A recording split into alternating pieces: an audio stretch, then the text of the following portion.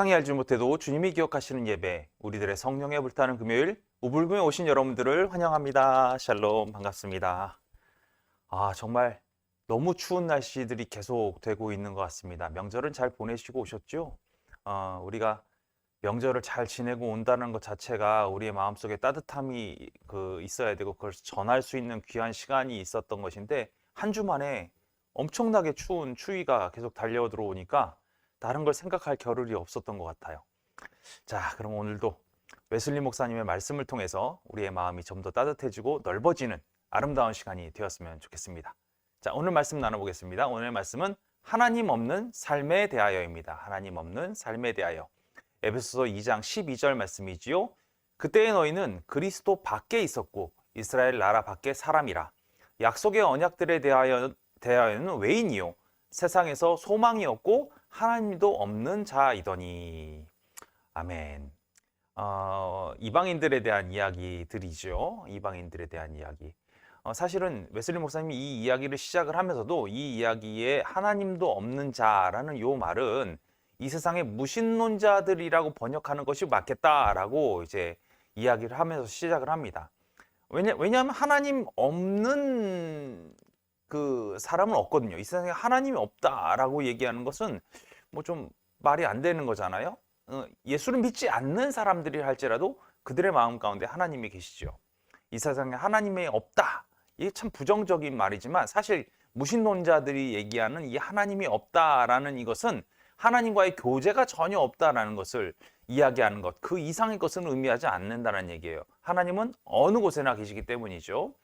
반대로 무신론자라는 말은 일반적으로 하나님과의 관계를 부정할 뿐만 아니라 그의 존재 자체를 부인하는 의미로 사용되어 있기 때문에 웨슬리 목사님은 이 번역 자체가 하나님 없는 자가 아니라 무신론자가 아닐까 이렇게 얘기할 수 있다는 거예요.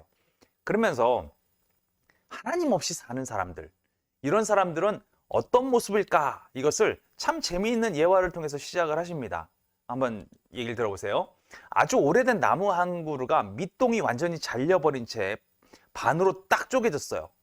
그런데 그 속에서 잠자던 두꺼비가 깨어나서 정말 빨리 도망쳐 버렸다는 거예요. 그럼 여러분 생각해 보십시오. 이 두꺼비가 얼마나 오랫동안 그 나무 그루터기에 있었을까요? 웨슬리 목사님은 아마 100년 이상 그곳에 있었는 것 같다라고 얘기하고 있어요. 나무 뿌리가 거기 처음 심겨졌을 때부터 그 둥치에 살았다라는 거죠. 두꺼비가 적어도 100년 이상 거기에 살았다고 말하는 것은 과장된 표현이 아니다라고 얘기하고 있어요. 이럴 때 우리는 이 두꺼비에 대한 생각을 하면서 좀 특별한 일에 대해서 생각을 해보자는 거죠. 이 두꺼비는 과연 어떤 존재일까? 이 두꺼비는 감각기관이 있죠. 그러나 느끼지 못합니다. 눈이 있기는 하죠. 그러나 빛이 들어가지 않는다라는 거예요. 처음 태어났을 때부터 이 두꺼비는 깊은 어둠 가운데 있었다라는 거예요. 태양과 달 그리고 별들과 아름다운 자연으로부터 완벽하게 단절되어 있던 존재였다는 거예요. 마치 존재하지 않는 것처럼 보이는 모든 세계로부터 단절되었던 거죠. 이 나무 둥치가 워낙 좁으니까 바람조차 들어갈 수 없었기 때문에 이 두꺼비는 들을 수도 없어요. 어떤 기관이 있더라도 그 기관을 쓸 수 있는 상관이 없어요. 이게 쓸모가 없는 기관들만 있다라는 거예요. 냄새를 맡거나 맛을 아는 그 어떤 감각도 없다라는 거죠. 어떤 음식도 필요하지 않는 생물에게 이런 것은 소용이 없을지도 모릅니다. 냄새나 맛이 접근할 방법도 전혀 없었던 이 두꺼비. 이 두꺼비에 과연 느낌이라는 건 있었을까요? 의심스럽다고 얘기하고 있어요. 모든 것이 변화하지 않는 가운데 있었기 때문에 주변에 있는 그 어떤 것도 이 두꺼비에게 새로운 영향을 주지는 못했습니다. 이 두꺼비가 사는 동안에 시간과 날짜가 바뀌어도 아무런 변화를 느끼지 못하고 살아왔죠. 이 두꺼비는 감각이 없기 때문에 묵상도 할 수가 없습니다. 그의 머릿속에 아무것도 들어있지 않고 감각이 없기 때문에 무엇을 묵상한다는 것 자체가 불가능한 상태이죠. 어떤 기억이나 상상도 할 수 없습니다. 사방으로 둘러싸여 있기 때문에 위치를 파악하는 능력도 필요가 없었던 것이죠. 설사 움직일 수 있는 힘이 있다고 해도 그가 살고 있는 장소가 너무 협소하니까 꼼짝할 수가 없었다는 거예요. 그러면서 이렇게 얘기합니다. 바로 이 두꺼비와 하나님 없이 살아가는 사람들의 모습은 정말로 똑같다 이렇게 얘기하고 있어요.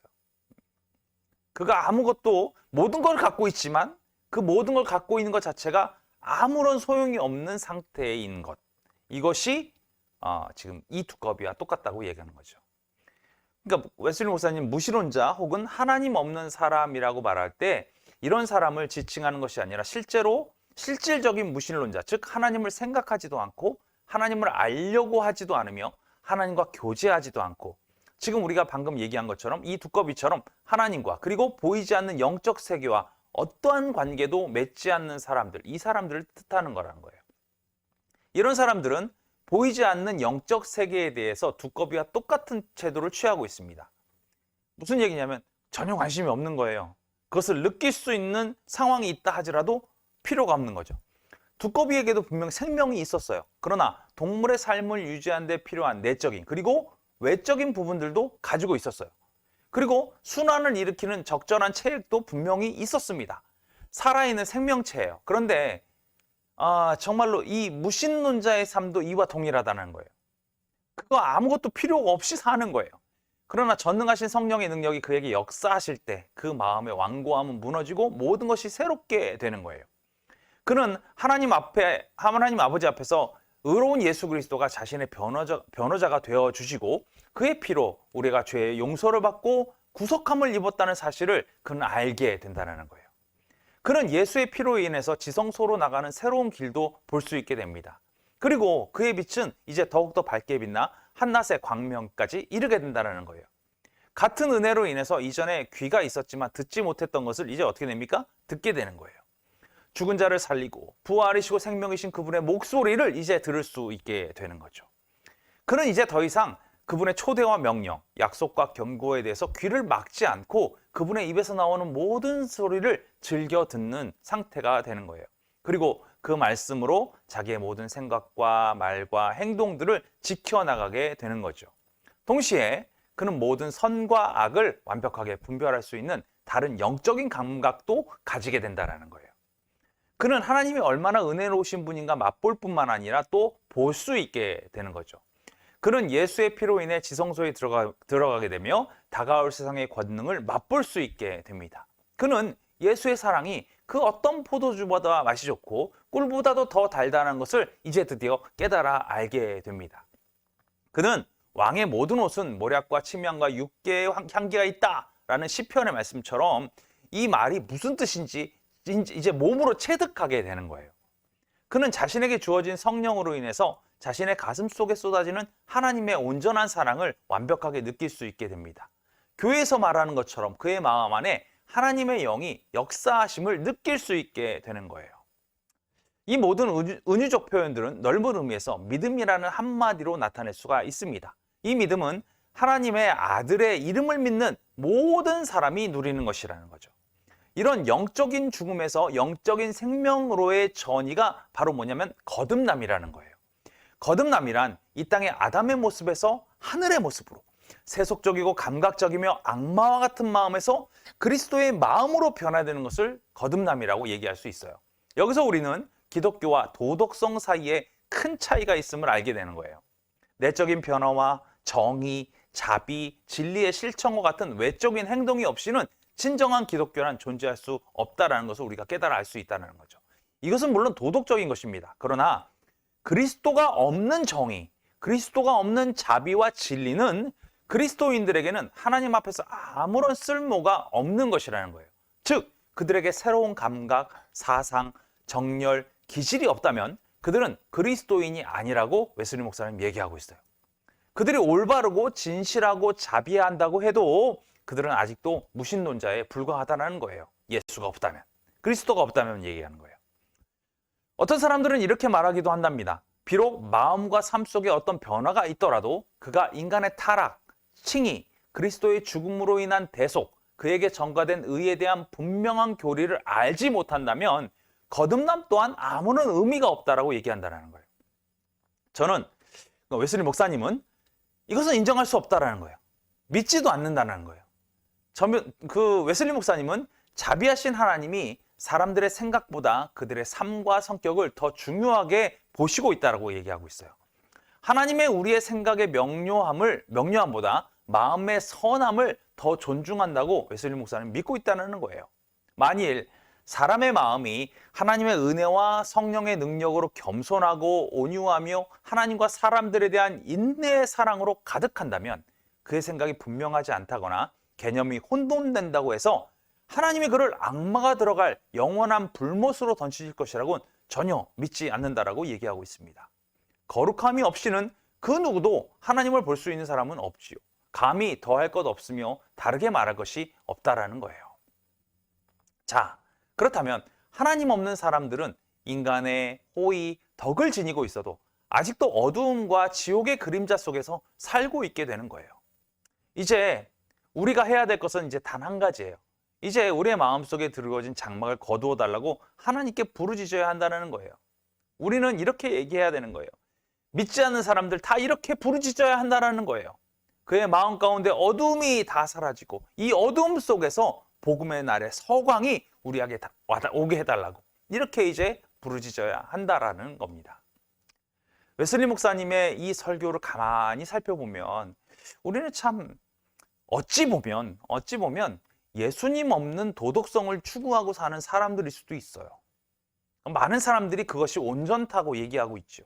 그러나 웨슬리 목사님은 예수 그리스도의 능력이 아니면, 예수 그리스도가 아니면 이 모든 것이 의미가 없다라고 얘기하는 거예요. 우리는 하나님의 놀라운 능력으로 말미암아 거듭난 사람들입니다. 이제 거듭남에 합당한 방식으로 살아가야 한다는 거예요. 그렇지 않다면 우리는 하나님 없는 자와 동일하다는 거죠. 오늘 웨슬리 목사님의 설교를 통해서 우리가 과연 2023년 그리고 남은 생애를 어떻게 살아가야 할까? 예수님께 뭘 의지하고 살아가야 될까? 우리가 정말로 도덕성이 온전하다고 얘기하고 살아갈 수 있을까? 아니면 우리의 죄를 해소할 수 있는 무언가가 있다라고 말하고 살아갈 수 있을까? 나는 주님의 능력 아니면 어쩔 수 없는 사람이라고 고백하는 게 오히려 지금 얘기한 것보다 맞지 않을까요? 자, 주님께서는 우리를 새롭게 하셨습니다. 하나님 없는 자의 우리들의 모습, 하나님을 모르던 자의 우리들의 모습에서 이제 하나님을 알게 하셨고 하나님을 느끼게 하셨고 깨닫게 하셨어요. 두꺼비가 그 나무둥치에서 뛰쳐나오는 순간 전혀 다른 세상을 그가 온 감각 신경을 통해서 느꼈던 것처럼 우리도 이제 하나님께서 우리를 그렇게 만들어 주셨고 그렇게 보게 하셨고 깨닫게 하셨어요. 이제 우리는 의지할 분이 하나님밖에 없습니다. 주님으로 인해서 우리가 온전하게 되는 하나님 없는 자의 모습이 아니라 예수 그리스도 천국의 상속자로서 우리가 살아갈 수 있는 우리 우불금 식구들 다 되셨으면 좋겠습니다. 자, 날씨가 춥습니다. 건강 조심하시고 늘 주님의 은혜 가운데 잘 살아내 가시길 간절히 바라면서 우리 다음 주에 다시 만날 때까지 안녕.